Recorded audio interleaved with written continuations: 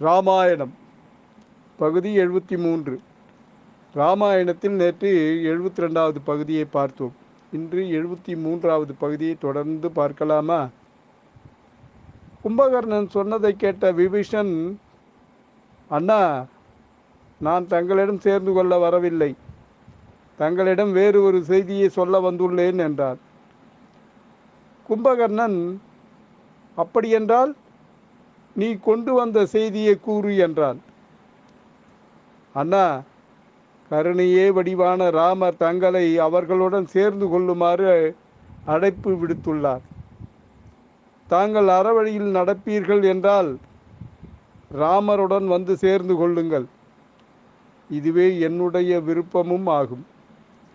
நீங்கள் ராமருடன் சேர்ந்து கொண்டால் நாம் நம் குலத்தை சிறப்புடன் ஆட்சி செய்யலாம்.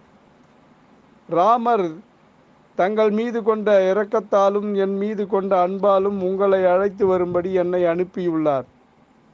நீங்கள் என்னுடன் வருவது எனது விருப்பமும் ஆகும் என்றான் விபீஷணன். விபீஷணன் கூறியதை கேட்டு கும்பகர்ணன் கண்ணீர் தழும்ப விபீஷணனை தழுவிக்கொண்டான்.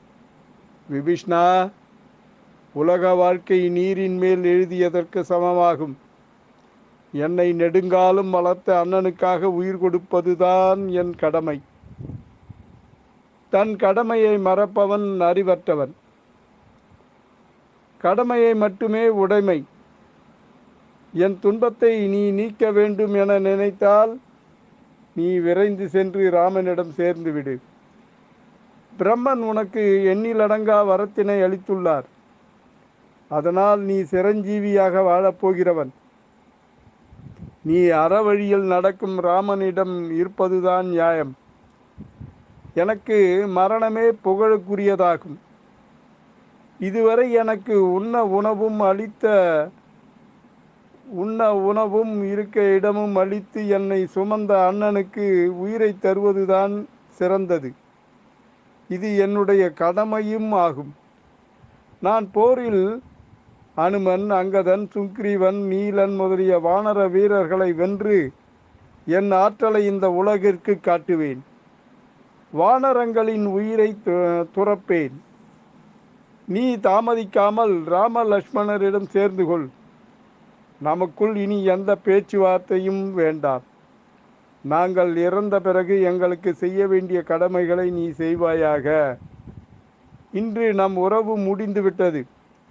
இனி நாம் இருவரும் சந்திக்கவும் வாய்ப்பில்லை.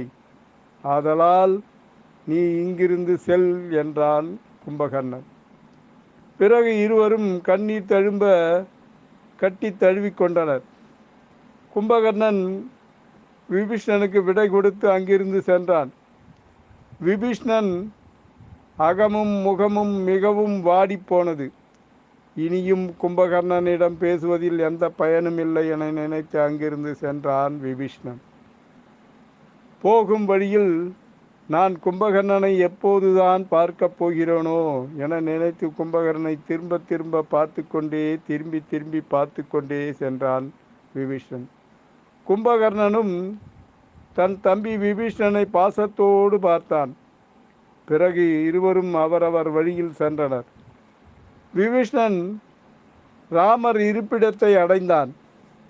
அங்கு நடந்ததை அனைத்தையும் ராமரிடம் கூறினான் விபீஷணன்.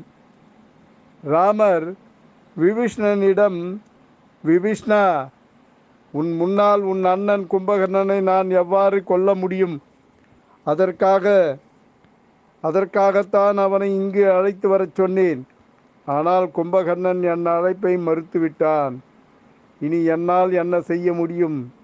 எல்லாம் விதியின் கையில்தான் உள்ளது என்றார் ராமர்.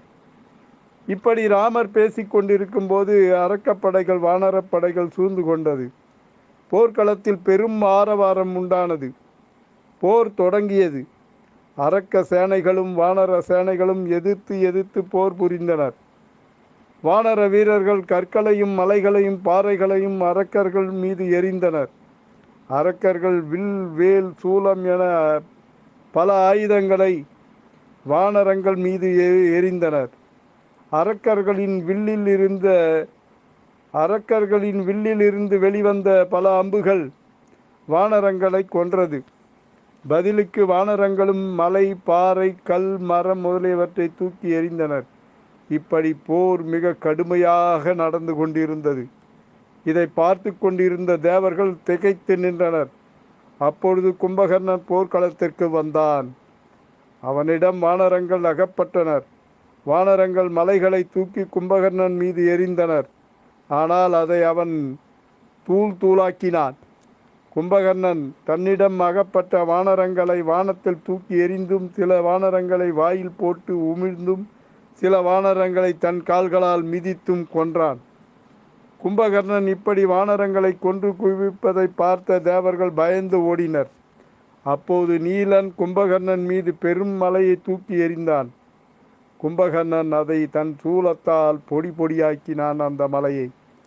பிறகு நீலன் கும்பகர்ணனின் தேரில் ஏறி அதிலிருந்த ஆயுதங்களை தூக்கி எறிந்தான்.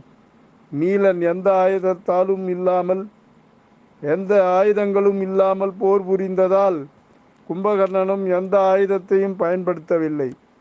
நீலன் கும்பகர்ணனை என்ன செய்வதென்றே தெரியாமல் திகைத்து நின்றான். அப்போது கும்பகர்ணன் நீலனை தன் கையால் ஒரு தட்டு தட்டினான்.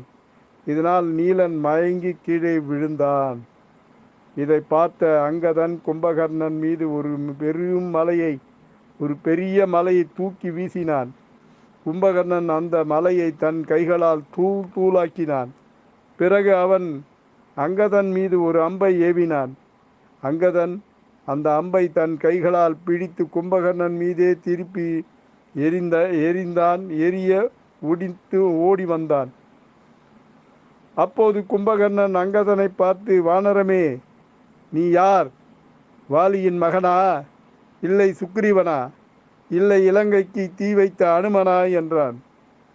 அங்கதன், அரக்கர் படை தலைவனே, உன் அண்ணனான ராவணனை தன் வாளில் கட்டி ரத்தம் சிந்த 8 திசைகளிலும் சாவி போர் புரிந்த வாலியின் மகன் நான். என் பெயர் அங்கதன். என் தந்தையைப் போலவே நானும் உன்னை என் வாளில் கட்டி ராமரின் பாதங்களில் வீழ்த்துவேன் என்றான். அப்போது கும்பகர்ணன், நீ சொல்வது சரிதான். உன் தந்தையை ஓர் கணையால் வீழ்த்திய ராமனுக்கு நீ செய்ய வேண்டிய தொண்டு மிகவும் பாராட்டத்தக்கது என்று நகைத்தான். அப்போது அங்கதன் மலைகளை தூக்கி கும்பகர்ணன் மீது வீசினான். அம்மலை கும்பகர்ணன் மீது பட்டு பொடு பொடியானது.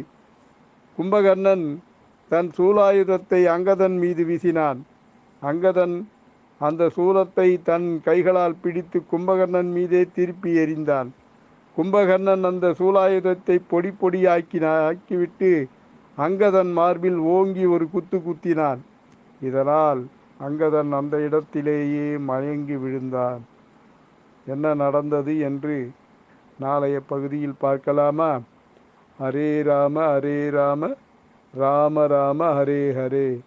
ஜெய் ஸ்ரீராம். பக்தியுடன் எம் தனிகானந்தம், சேந்தமங்கலம். வணக்கம்.